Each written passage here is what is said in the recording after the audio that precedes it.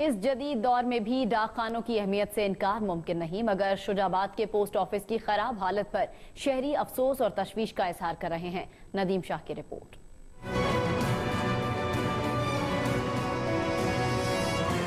बराए नाम दीवार कब गिर जाए कोई नहीं जानता।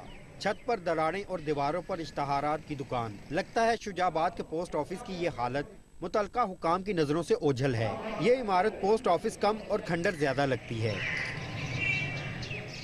कहीं कहीं तो दीवार का नामो निशान ही नहीं है। हमने अपने आला हुकाम को चार दीवारी के मतलब लिखा है कि इसकी मरम्मत करा दें, इसको बनवा दें। क्वार्टर के मतलब भी लिखा हुआ है, इस बिल्डिंग के मतलब भी लिखा हुआ है। तो उन्होंने हमें जवाब दिया हमारे पास फंड नहीं है, जैसे फंड आएंगे हम उस वक्त सारा काम करा देंगे। पोस्ट ऑफिस के लॉन को कचरा फेंकने की जगह बना दिया गया है। खस्ता हाली का शिकार शुजाबाद का पोस्ट ऑफिस हुकूमती तवज्जो का मुंतज़िर है। कैमरा टीम के हमरा नदीम शाह, हम न्यूज़, शुजाबाद।